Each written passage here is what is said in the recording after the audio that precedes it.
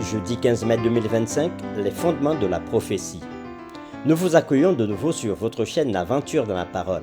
C'est avec plaisir que nous nous retrouvons avec vous. Vous êtes peut-être en voiture, dans le train, à la campagne, au bord de l'eau ou encore tranquillement chez vous.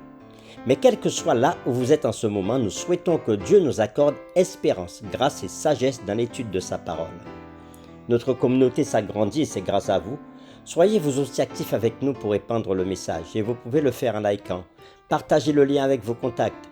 Nous vous invitons à vous abonner pour recevoir les notifications si ce n'est pas encore fait. Et pour un confort d'écoute en continu, nous vous proposons la playlist de chaque semaine. Le texte à mémoriser de cette semaine que nous vous invitons à dire avec nous se trouve dans Ésaïe chapitre 6, le verset 8. J'entendis la voix du Seigneur disant « Qui enverrai-je et qui marchera pour nous ?» Je répondis « Me voici, envoie-moi. » Nous vous invitons à le redire avec nous. Ésaïe chapitre 6, le verset 8. J'entendis la voix du Seigneur disant « Qui enverrai-je et qui marchera pour nous ?» Je répondis « Me voici, envoie-moi. » L'être humain est-il capable de rivaliser avec la sainteté de Dieu? Par quels moyens pouvons-nous nous approcher de Dieu? Les réflexions de cette semaine nous aideront à répondre à ces questions et aujourd'hui nous le ferons avec la séquence « La chute de Lucifer ». Il semble incompréhensible que Lucifer ait autrefois occupé la position de chérubin protecteur, siégeant à un poste exalté près du trône de Dieu. Sa simple existence aurait dû contribuer à révéler la gloire de Dieu à l'univers. Au lieu de cela, il a commencé à considérer sa propre gloire et non celle de son Créateur. Ou, pour être plus précis, il a commencé à s'imaginer qu'on ne lui accordait pas l'honneur qui lui était dû. Nous vous invitons à lire Ézéchiel chapitre 28, versets 11 à 17 et Ésaïe chapitre 14, versets 12 à 14. Et nous répondrons à la question suivante. Qu'est-ce qui a conduit la chute de Lucifer? Comparez ces passages avec Apocalypse chapitre 14, versets 1 à 12. Comment le contraste entre la chute de Lucifer et la position élevée de l'humanité en Christ éclaire-t-il notre compréhension des événements d'Apocalypse 14? Nous lisons premièrement Ézéchiel chapitre 28, versets 11 à 17. La parole de l'Éternel me fut adressée en ces mots.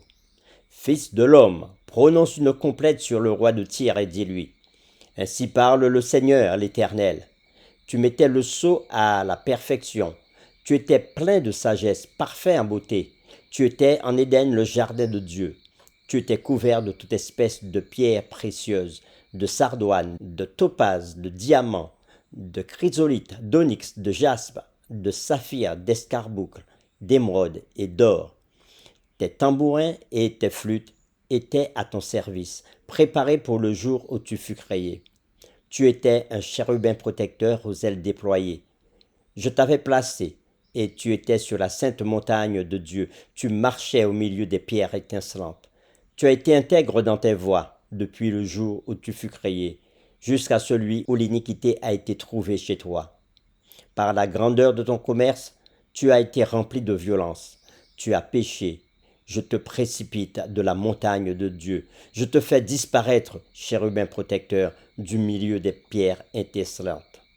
Ton cœur s'est élevé à cause de ta beauté. Tu as corrompu ta sagesse par ton éclat. Je te jette par terre. Je te livre en spectacle au roi. Nous lisons maintenant Ésaïe chapitre 14, versets 12 à 14. Te voilà tombé du ciel, astre brillant fils de l'aurore. Tu es abattu à terre, toi le vainqueur des nations. Tu disais en ton cœur, je monterai au ciel, j'élèverai mon trône au-dessus des étoiles de Dieu. Je m'assiérai sur la montagne de l'assemblée, à l'extrémité du septentrion. Je monterai sur le sommet des nues, je serai semblable au Très-Haut. Comparons ces deux textes à Apocalypse chapitre 14, versets 1 à 12. Nous lisons Apocalypse 14, versets 1 à 12. Je regardai, et voici l'agneau se tenait sur la montagne de Sion, et avec lui 144 000 personnes qui avaient son nom et le nom de son Père écrit sur leur front. Et j'entendis du ciel une voix comme un bruit de grosses eaux, comme le bruit d'un grand tonnerre. Et la voix que j'entendis était comme celle de joueurs de harpe jouant de leur harpe. Et ils chantaient un cantique nouveau devant le trône et devant les 4 êtres vivants et les vieillards. Et personne ne pouvait apprendre le cantique si ce n'est les 144 000 qui avaient été rachetés de la terre. Ce sont ceux qui ne se sont pas souillés avec des femmes, car ils sont vierges. Ils suivent l'agneau partout où il va. Ils ont été rachetés d'entre les hommes, comme des prémices pour Dieu et pour l'agneau. Et dans leur bouche il ne s'est point trouvé de mensonge, car ils sont irrépréhensibles. Je vis un autre ange qui volait par le milieu du ciel, ayant un évangile éternel pour l'annoncer aux habitants de la terre, à toute nation, à toute tribu, à toute langue et à tout peuple.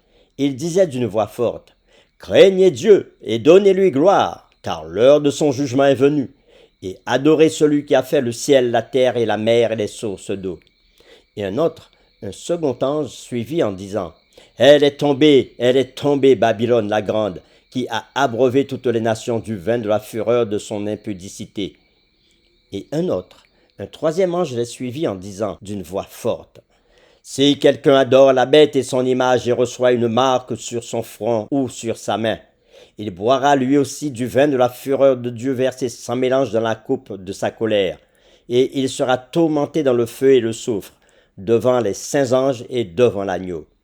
Et la fumée de leur tourment monte au siècle des siècles. Ils n'ont de repos ni jour ni nuit, ceux qui adorent la bête et son image, et quiconque reçoit la marque de son nom.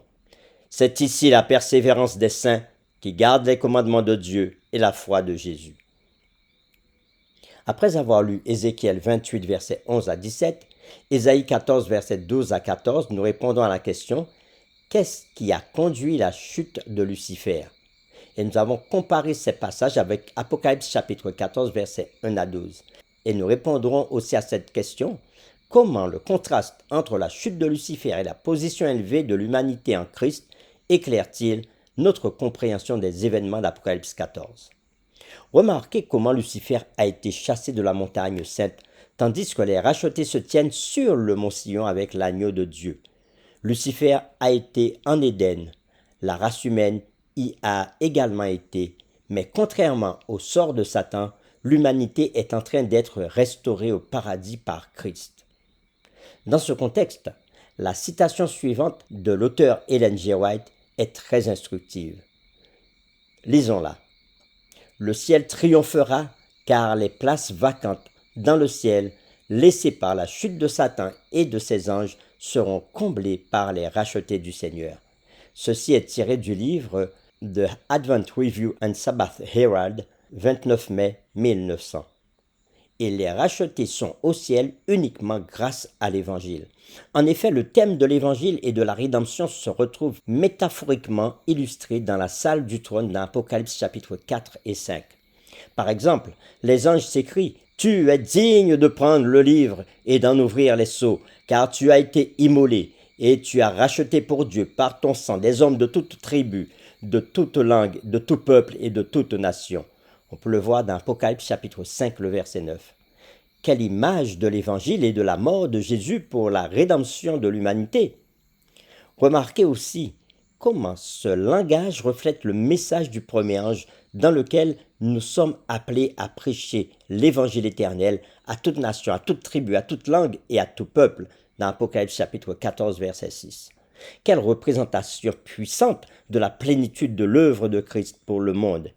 Il n'y a pas un seul être humain dans toute l'histoire de la terre pour lequel Christ n'est pas mort. Tous semblent appelés à apprendre cette nouvelle et à choisir de l'accepter. Pour terminer, réfléchissons à cette question. Quel rôle avons-nous en tant qu'individus, en tant que chrétiens, pour faire savoir aux gens ce que Christ a fait pour eux?